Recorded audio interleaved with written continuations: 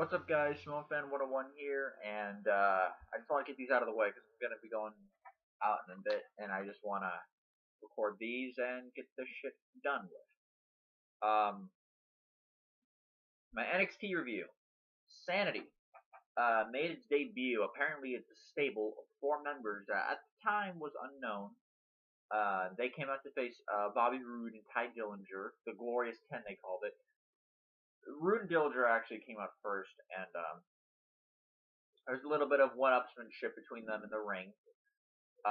Roode doing his glorious pose and the crowd chanting glorious.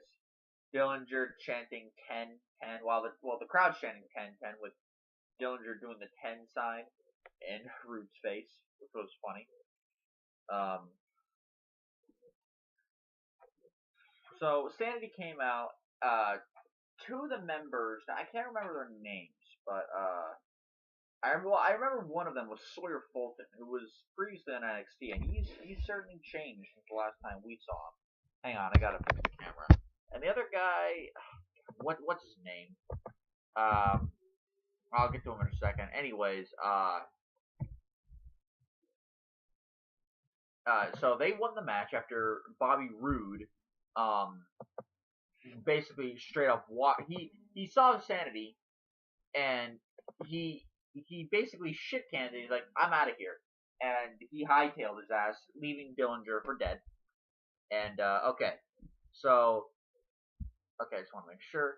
Okay, so yeah, Sawyer Fulton's tag team partner was a guy by the name of Alexander Wolf. I did hear of him in NXT before. The other 2 members of Sanity came in. They were matched, by the way. The small one kept on beating up on Ty Dillinger. One of the I think it may have been Wolf that pulled her off of him. And I say her because she unmasked herself, because she's a woman, and revealed herself to be Nikki Cross, or Nikki Glenn Cross, who, if you remember, like a week before NXT TakeOver Brooklyn 2, she was in a 6-man tag team match with Nikki Glenn Cross. So Nikki Cross was in this match. So there is that. But not in this match, but he was here. She just kept on going ballistic. She looked like a fucking mad woman.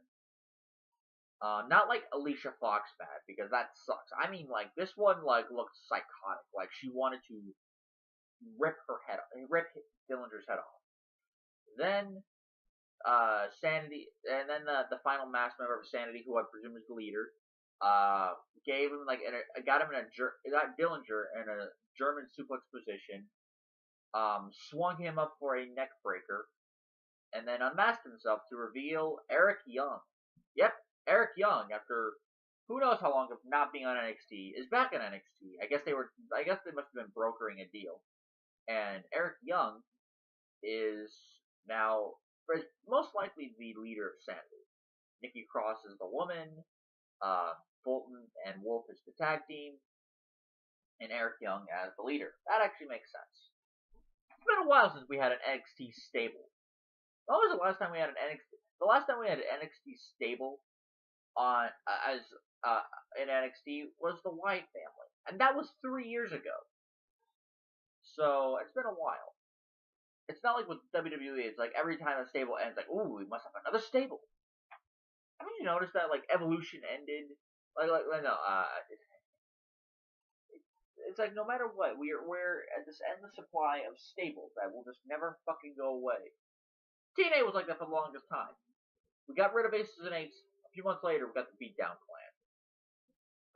After we got rid of Immortal, we got Aces and Eights.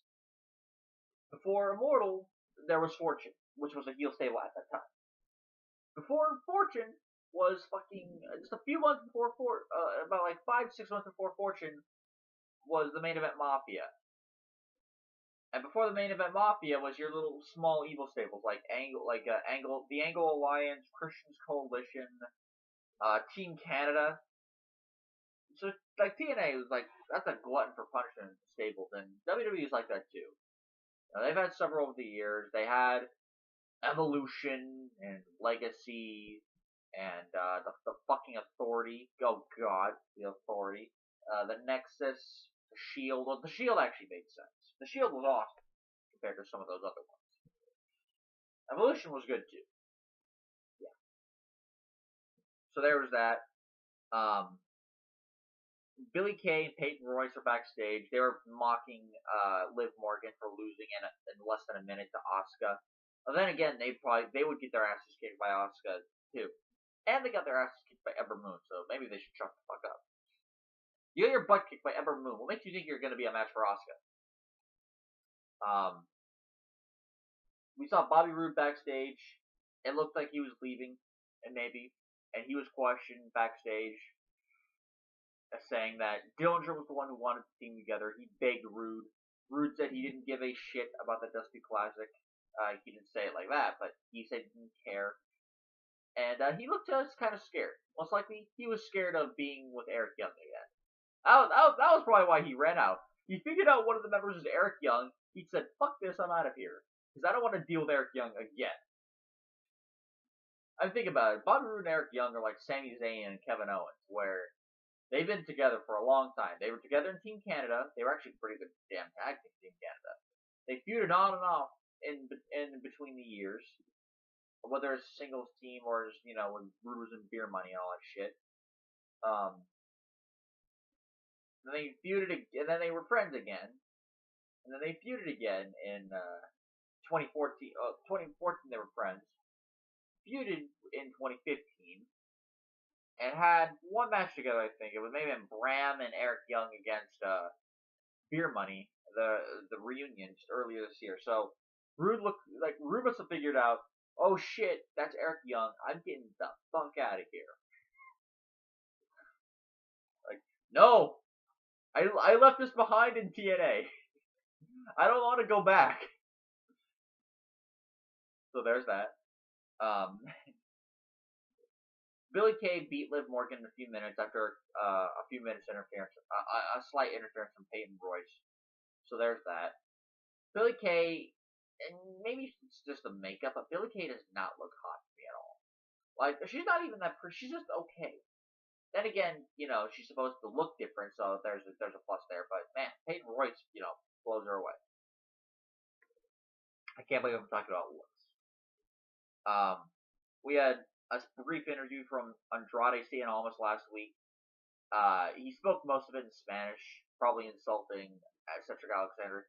He said he was better than Alexander and all that shit. You can cut your heel promo where he's like, screw this shit, I'm going heel. TM61 beat Riddick Moss and Tino Sabatelli in what was a quick 8 to 9 minute match. It was for the Dusty. It was in the Dusty Rhodes Classic. I wasn't the biggest fan of this match because Moss and Sabatelli got way too much work on TM61. Shane Miller or Nick Miller and Shane Thorne, I believe. They should have got, and the right team won. TM61 did, but they should not have gotten as much offense on them as they should have. That was my only problem. After that, we had a quick 3-minute match between Blake and Murphy. I refuse to call them Wesley Blake and Buddy Murphy. Oh God, that name is horrible. Buddy Murphy. Blake and Murphy. And I have to say, it was 3 minutes, but Murphy did do a really nice over-the-top rope dive. And I get the feeling, and just from what I saw here, I get the feeling we might see more from Murphy than we would from Blake. I don't think, unless they reunited a tag team, which is doubtable at this point, I don't think Blake and Murphy are reuniting as a tag team. And if that's the case, then Blake is probably staying in NXT, is probably getting shit canned. Murphy, however, I think has a little bit of single potential. Murphy tried to roll Blake back in the ring after the top rope splash.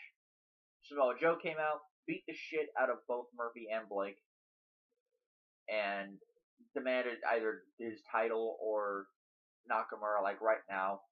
Out came Nakamura. He wore the neck brace. He took off the neck brace, and they had a pretty good pull-apart brawl. Not like Lesnar Undertaker brawl, but they had a good one.